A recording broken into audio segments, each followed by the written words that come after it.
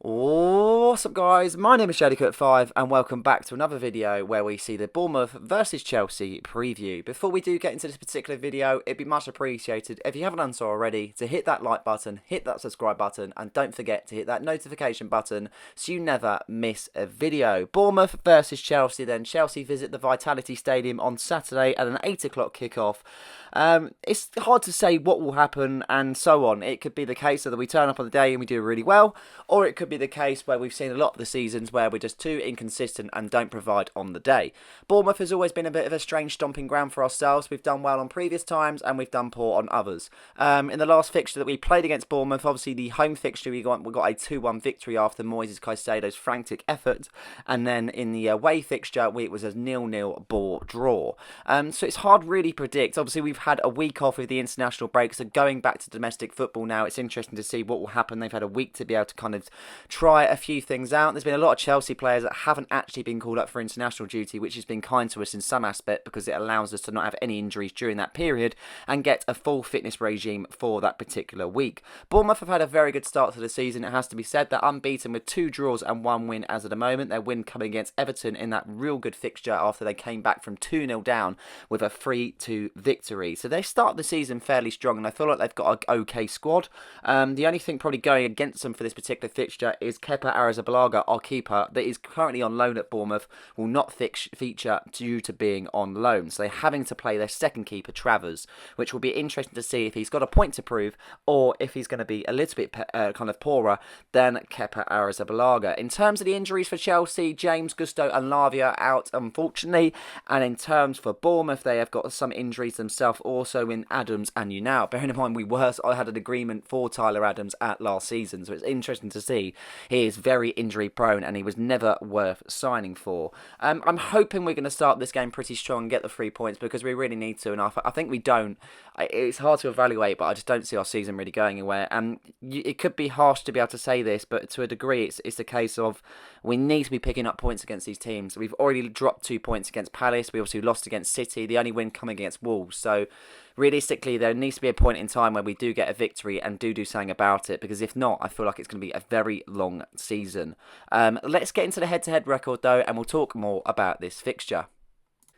In terms of the last 5 fixtures, we have played against Bournemouth, 3 wins and 2 draws in this particular fixture. A head-to-head record is pretty sweet for us in all fairness. 5 losses against Bournemouth, 2 draws and 14 wins for Chelsea. So in terms of the confidence for the head-to-head record, on paper, we should be winning this particular fixture. But when you've got a referee like Anthony Taylor getting involved, then we might just see something different. Just to comment on that, I'm not one to be able to go on about referees because it never really gets us anywhere in that regard, but the fact that he has refereed 2 out of the 4 games that we have currently played in the Barclays Premier League fixtures is just something else in all fairness. But yeah, we'll move on to that and we'll go further into the game, and here is my lineup prediction.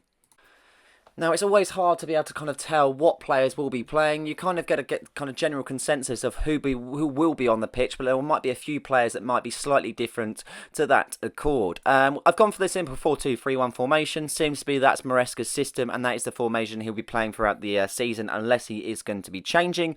Robert Sanchez in goal. He said that Philip Jorgensen is a cup goalkeeper, so we'll have to stick with Rob Sanchez for the moment. Cucurella on the left-hand side. Even though Chilwell has been introduced back into the squad, it's probably clear that Cucurella will be starting on the left-hand side. Axel Disasi coming on the right-hand side. Malo Gusto is currently unfit to be able to play the game after a knock against Crystal Palace. Interesting to see how he'll feel on the right-back position. I've always said that he isn't a right-back, but I don't know who else will actually put there with James also being out.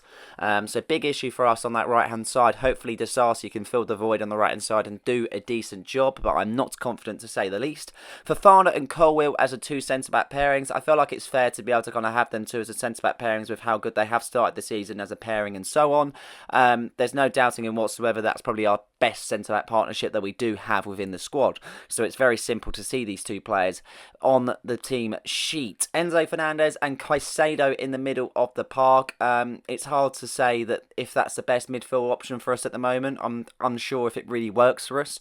There is kind of differences that we could make within the squad and change it out, but at the same time, I'm not too sure if Enzo Maresca has the time to even do that, and if he's willing to take that sort of risk. So that would be my midfield pairing. As an attacking three, this is the problem. We've got such a depth of field in the attacking three. It's so hard to judge who will actually be put on the actual pitch itself come Saturday. But I've gone for Nkuku, Palmer and Noni Madueke. Nkuku came on against Crystal Palace and I thought he was really good, to be honest. And in all fairness, he's probably one of the brighter players under Enzo Maresca in the pre-season and in the cup fixtures also. So I would start Nkuku no matter what. But we might see a feature of Jadon Sancho come the second half, or he might even start with having a full week's fitness. But bearing in mind, Nkuku didn't get called up for the French team either. Cole Palmer in the middle there, he just controls that. He did have a knock as he went back to the Cobham after obviously being sent away from the England camp, but he seems fit, he seems raring to go, and there's no kind of saying that he is injured for this particular fixture. And Noni Madueke on the right side, assisting for England in the week, had a good start to the season. There's no reason why he shouldn't be in this side. And then we'll have Nicholas Jackson up top.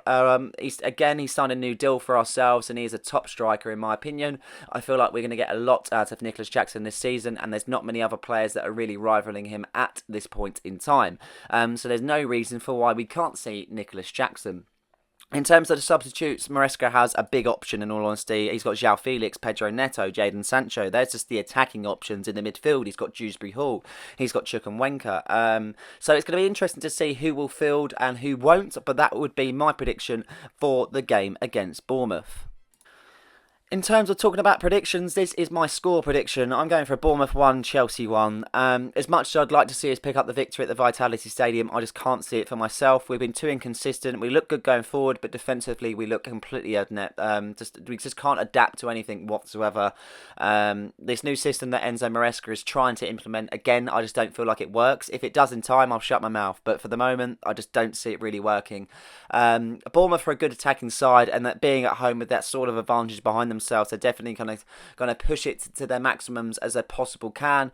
But I reckon it will be a draw, unfortunately, just like the previous game against Crystal Palace. I'd love to see us win. I'd love to see us pick up 3 points and be able to kind of stride further forward, but I can only see a draw. But let's hope that changes, and let's hope come the review that I'll be talking many positive factors about this particular fixture. But that is it for this video. I hope you guys have enjoyed this one. Please like and subscribe for more content, and don't forget to hit that notification button so you never miss a video. Cheers.